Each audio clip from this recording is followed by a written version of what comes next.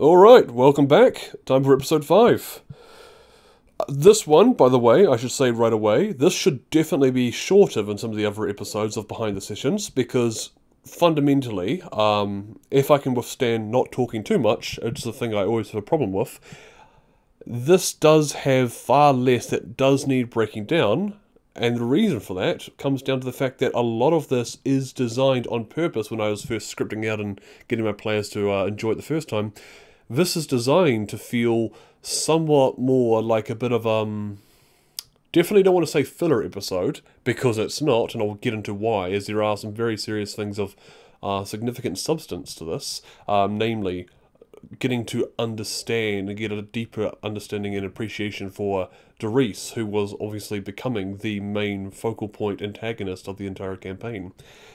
But beyond that, the adventure itself, taking the day out to go up north and go and, not necessarily planning to fight a dragon, but that is what they end up doing, as well as meeting some kobolds. The whole idea is to make this sort of feel like a little break from what is eventually, what is being the ongoing main story, and let this feel more like a sort of isolated, kind of like a one-shot, just good old traditional D&D RPG quest line. This is just adventurers just going on a trip, do a one-day job of exciting, dangerous adventures, and coming home with the spoils of war and all their new loot. So, there's a lot of things I want to discuss, not lots, but there's things I want to discuss about Dariss. The one thing I'll mention beforehand, before we get into the deeper stuff, is that the kobolds, which was very fun to get to have more of them, and I think kobolds might be one of my favourite NPCs to play and portray as a DM, just because as I portray them, contrast to their actual official lore in more traditional D&D settings, where I know they are very cunning and clever creatures that build their own traps and things, and they're very witty in their own kind of way. I definitely wanted to take my lore in general for all of D&D when I was building this own world for a first-time experience. I did, of course, and as you would be able to tell if you've got any experience of real D&D, shouldn't say that. If you've got any experience of the traditional D&D system and the official lore that is presented in the books that you are able to use or do wish as you wish, which of course I took the latter, then you would be familiar that I am making a lot of choices and interesting takes on some things, and you'll see more of that eventually as we're going to get deeper into the expansion of the world that I've slowly built for my players. I definitely take things in different ways, and I do like to do things in my own interpretation of how I think they would fit into the world that I want. And kobolds are just one great example that really, more than anything, they are largely for a comedic value. Perhaps even exclusively for comedic value, but they are simply an enjoyable, very, very rarely an actual proper antagonist or enemy for the players to fight. Always a possible threat, as the idea is you can just go up to these idiots and they are so, lacking in any nuance that it's almost harder not to fool them because they are so easily misled. By their own misunderstanding of the world around them. But regardless, before I get too far off topic, the point of the kobolds was that I was trying to carry on from session 2, where I gave Jacob, which is Dane's player, the dwarf, the opportunity, if he wished to be able to recruit a small army of kobolds to be at his side for the sake of comedic value, and of course having a little bit of support in combat, which, can never hurt too much unless you're really trying to have a hardcore, challenging experience, which it hurts greatly, because, having a whole bunch of unlimited minus meat shields that will unquestionably follow you into battle and go ahead and do the stupid things like step on traps for you, that does tend to unwind things a little bit. So in a way, maybe it was for the best that I don't give, these little meat shields, as opposed to Zook using his players as meat shields. The party literally would have had their own little red dumb ones. But regardless, I decided to give them a second opportunity. So Jacob had the, and I suppose, of course, the entire party, I'd say, had the opportunity, if they wished to, when they arrived after doing the thing with the little dragon that we found in the cave. They were able to go back down, find the kobolds, thankfully, because Nadar used a perception check and did manage to spot the mammoth. And they get to have a wonderful little engagement, get to meet more advanced and clever little, clever in comparison, of course, leaders and sort of like standouts of the kobold community. And once again, we can give it a second opportunity to kind of take in these kobolds and have like their own little personal militia of wacky little things. They do not fully utilise the opportunity to do so a second time either, though there is definitely more of a discussion had with the party about whether or not they will do so, the pros and cons of having a bunch of idiots that are, you know, definitely a liability to join them on the way back to the city and spend time on their old escapade of what they do. Not to mention, you know, how Dariss is going to react having all these guys coming along and potentially screwing up all the missions that he's sending the party on. And actually, you know what? I won't say anything more about that at the front, because that's more to do with what comes in the coming episodes. But as is implied here, they do not necessarily bring an entire cave full of, you know, potentially hundreds of kobolds with them to go and, you know, ransack the cities. But may not be the last we see of them. So if that established now the way, the real major point worth mentioning about this whole session is Dariss. So after that is concluded, we'll end the session here without rambling too much, I hope, and it should come in a bit shorter than usual. So there are, once I realised at the end of the last session that the obviously the players are like, yep, no, we want to go ahead and stick with Dariss. We want to go so far as to become the very henchmen that once were keeping us, you know, trapped and very likely to be killed by Dariss when he, during session 3, when Zook unfortunately was killed in the process as retaliation for the slaughter of his own men. It's very fun, both when I was writing the session and making Wollen retold now and doing the little animatics to kind of highlight how clearly they have now become part of the bad guys that they were being oppressed by, and how quickly it happened too, which was surprising even to me as a DM when we were doing it. That I really was shocked they were willing to sell out these rebels and just literally stand by and watch them die. Obviously, they had a few mixed feelings about it, but their loyalty had been decided to Dariss. Dariss had definitely incentivized and given them enough that they were like, yes, no, we actually like this guy, and we do want to stick with him. He's our safe bet. So definitely not the hero's choice, but the choice I made nonetheless, and certainly a very interesting one to watch where it went, especially coming from a guy myself who was expecting this to be a story about heroes doing the right thing. And it's fun to watch actual human nature bleed in from the players into their characters, and have a much more nuanced and much more morally complex method of choice as to what step they do decide to take next. So once we have it established that now Dariss is going to be like their person that they are going to be, you know, ride or die with for a while at least, it seems, that was my sort of sign from my players, be like, okay, they want more of Dariss, I understand that, I can do that, therefore, since they have shown their commitment to him and that they want to continue being around this guy and having more story to be involved with him, then it's time for me to start giving them some more information, start, you know, drip feeding some more details about this guy so they get a better full picture of who he is beyond just being, you know, the face of this very powerful gang organization that has so far simply extorted and blackmailed them into working against their will, which becomes more arguable as they very clearly have now chosen to continue working for him when they were given some degree of what they can consider an out option. And the first way that we begin to really explore and see more behind Dariss and get a feeling for his backstory, for who he is, for what is motivating him, and really just who the guy is behind the mask of this gang leader, is to introduce his own sister, a female Sharkin, of course, and really get to surprise the players a little bit to, and I enjoyed watching the table when they were, in fact, you know, genuinely a little taken aback, I think, for them to just, oh, Dariss is a sister, weird, and she's just so casual and relaxed. And I made a big emphasis at the time to really highlight the fact that up to this point now, even if the players themselves try to be a little cheeky to Dariss and see what little things they get away with here and there, which they were very careful not to do too much, considering they just watched one of their own party members who they thought, from probably a metagaming level, were safe, instantly be brutally killed off. It was definitely,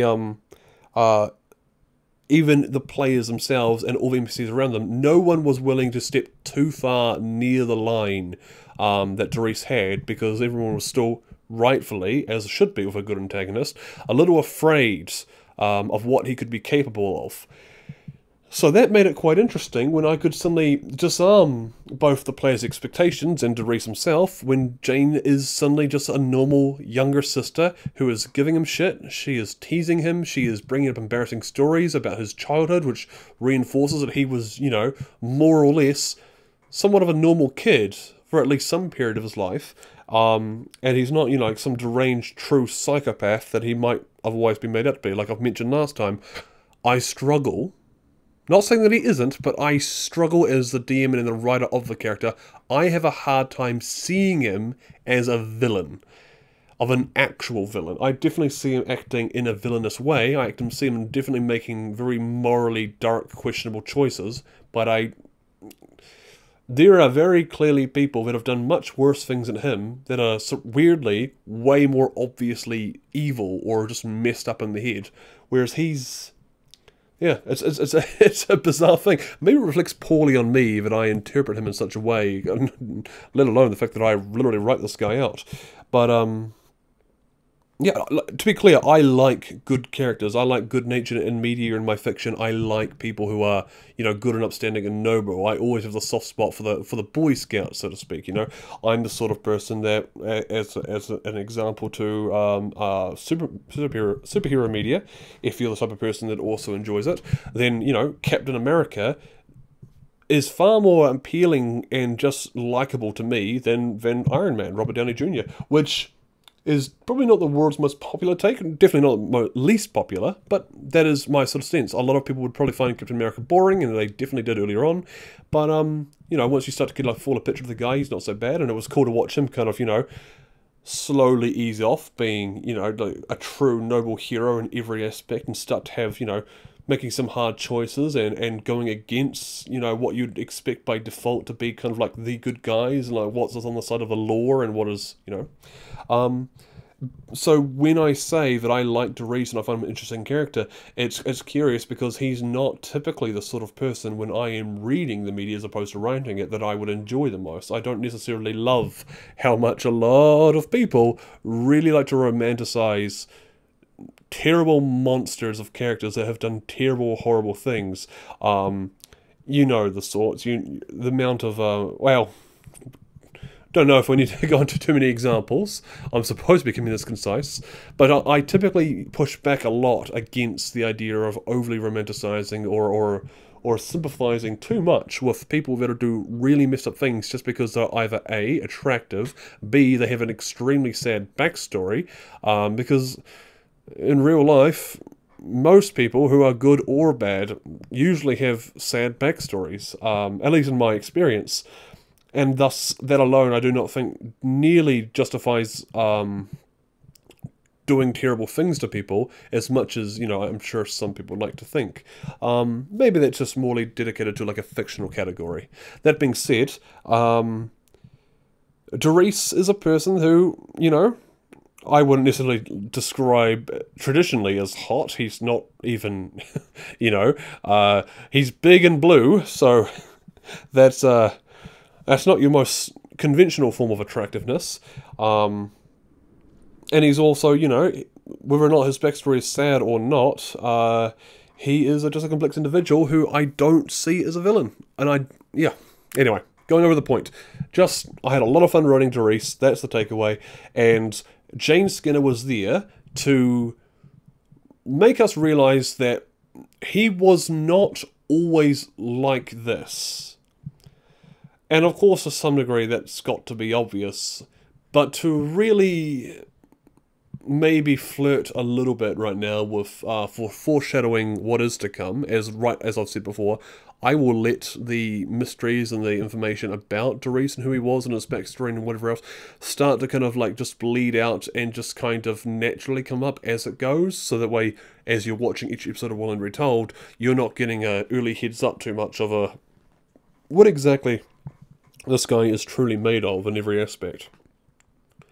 But the one thing that was very intentional, and I did not bring nearly as much attention to as some other things, and that was on purpose. There is very obvious foreshadowing and hints that I like to give to my players, and then at the same time, as a DM, there are other ones that are also sometimes more important, but things that I would really like to have them figure out for themselves, and so I definitely add in the early hints of it, because I like to plan a lot of these things ahead and have a good understanding of my world, my scripting, the session itself, the characters.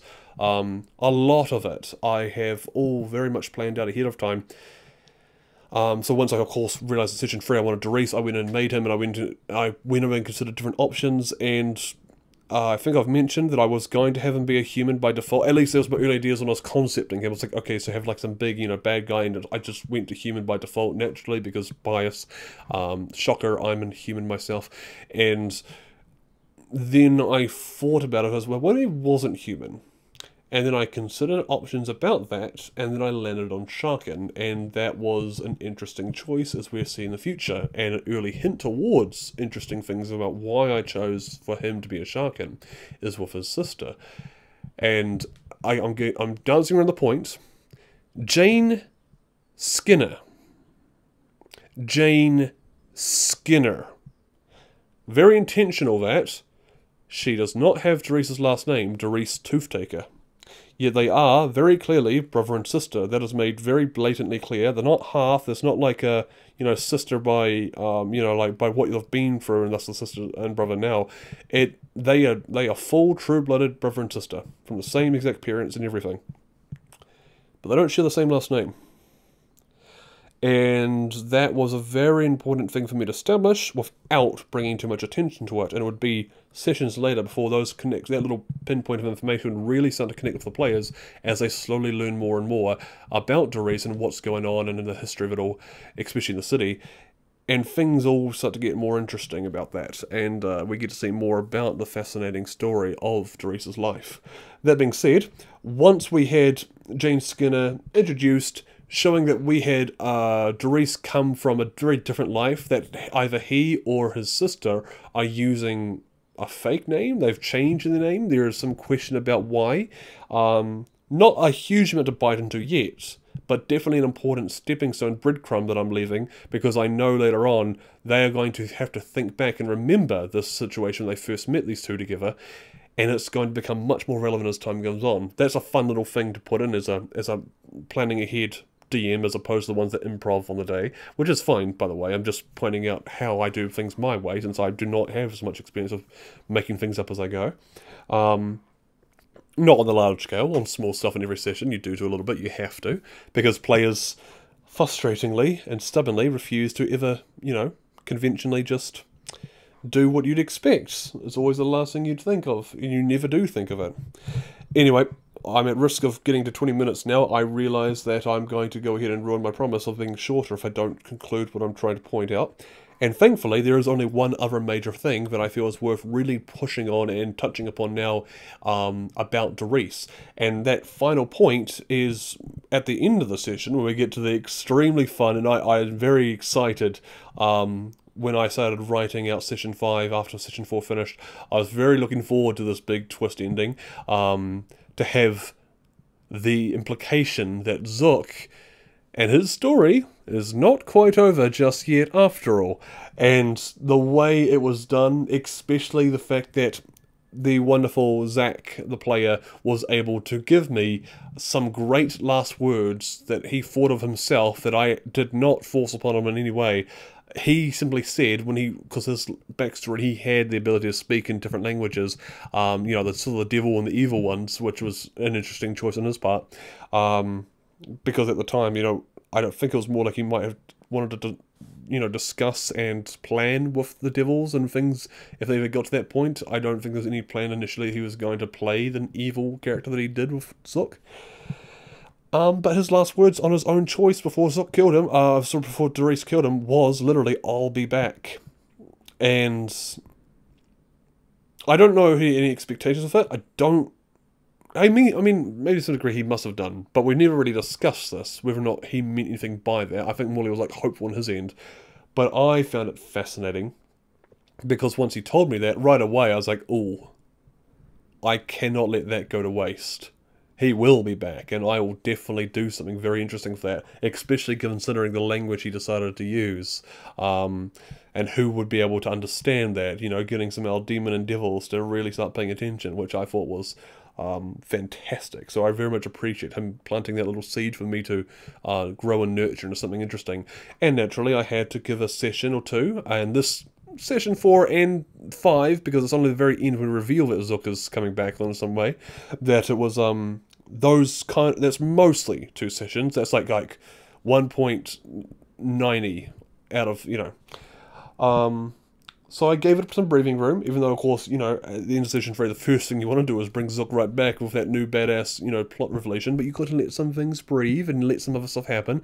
Get them to forget about and get used to Zook not being a part of them just long enough, but it's kind of like a more of an oh shit moment when they realise, just as they're getting comfortable without him and getting used to Pelin, all of a sudden, hey, Zook is, he's on tour, he's coming for another show.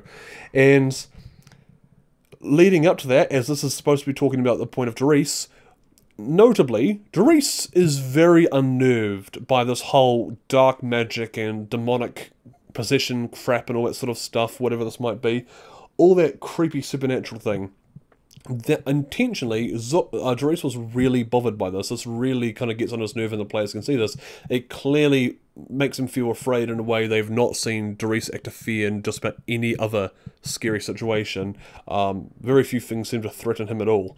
And the reason behind that, which on surface level, I realised might come across like, okay, so we gave, like, you know, a random associated fear, which happens to be, like, you know, paranormal, that really bothers Dariss, so therefore we've humanized him a bit more and given him a fear and go, oh, I can see, like, you know, he does bleed, sort of thing. And that's great, that's cool. But that is only very much the surface level of what I was trying to achieve there, because deep down, as I already was starting to get quite a good understanding of Dariss, and I was starting to learn things about him that surprised me as I was writing him, which, you know, if you have done any writing before, you get to the point when that starts to happen, and you know you're finding your characters, you know, disagreeing with the choices you're trying to make for them, and you realize, oh crap, this character's trying to tell me, hey, no, I'm enough of a person now, I exist enough, and I've got enough depth to me that, like, you're wrong, and this is not where I would do this. I would do this instead, and use a like, holy crap, the voices in my head.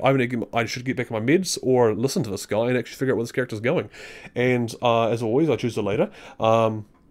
And the deeper implication about why this bothers Dariss so much was because, as I learned, this is something I did not plan or did not write out for Dariss, but I realised when we were going through it, and I was developing this plot point of saying, how would Dariss react when he knows Zook is coming back after he killed them, and it's like a creepy, you know, blood on the wall sort of thing.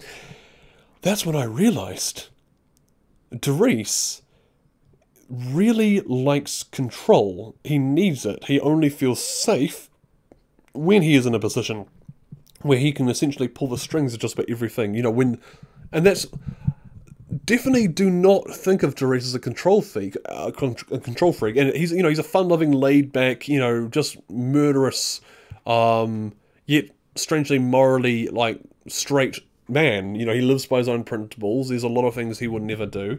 You know, he's got serious boundaries he sets for himself, despite being, you know, like a criminal gang leader, and it makes so much sense on a psychological level when you really think about how he acts. He's established a gang and he's wiped out all the other sort of, you know, the other criminals, so that way he's the only one in charge, which you could definitely come down to being excusing for like a lot of different reasons that would just make more sense, you know, just wanting control for himself and power. But really what it is him trying to control and make a better environment. He doesn't like the control that the centaurs have of the city and the authority that they're using, and especially how they are misusing it. And He wants to be able to establish his own idea of authority and his rules that are better and treat the people better, especially those of the lower class and in the slums where he lives, you know, away from the high quarters of the city where the centaurs are, where he's trying to fight truly for everyone, and especially the underdogs who have otherwise been forgotten about by the city government. And that's so much of what he is as a character. So the control aspect was something I did not see coming. I'm really glad that I listened to it, and I really like what that kind of implies about who he is really as a person.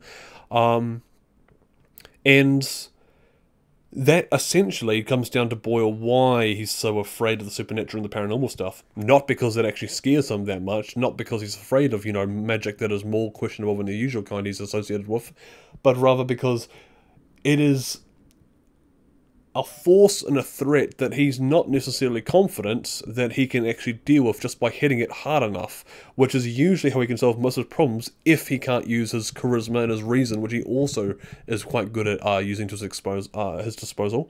And thus the fear is more, you know, on a deeper level. The idea was that if any of the players, and I don't blame them if they didn't, this is early days, we were all just getting used to D&D, and this is the first time I was really starting to like deeply imply and foreshadow a much deeper aspect to a character, and I'm glad it wasn't anywhere near the last time I would do it. Very fun to have Dariss be the option for the players to be able to look and go, okay, why is he so afraid? And then they, maybe on a subconscious level, maybe consciously, maybe they discuss as a group, would be able to think to themselves and go, maybe this guy really needs to be in control, or whatever else. It was an opportunity, albeit not an obvious or blatant one, for the players to start to kind of get a better feel for why and how exactly Dariss ticks, you know, what it is that is his psyche around things and the way he does things. And as I kind of finish saying that, I realise it is damn near 30 minutes. And once again, surprise, surprise, I have failed to be concise and say what I need to say and then leave before we get to the 30-minute mark. So I end it here. I am sorry once again for not being able to cut down what I say. I think at this point I might just have to give up on the idea of it and just expect most of these will probably be about 30 minutes. I hope it doesn't get too much longer, but I'm not stupid. I'm sure near the end it could get a bit longer. Anyway, if you still listen to this, you're a champion. Thank you very much. I'm sorry I go on. I hope there is some nuggets of gold in between the endless pile of trash that I tend to spew out here. I'm going to end. I'm sorry. I'm sorry for taking so long to say all this. Hopefully it was interesting, and if you still have enough tolerance to come back and listen to number 6, I'll see you for that one. Take care, and I'll see you next time.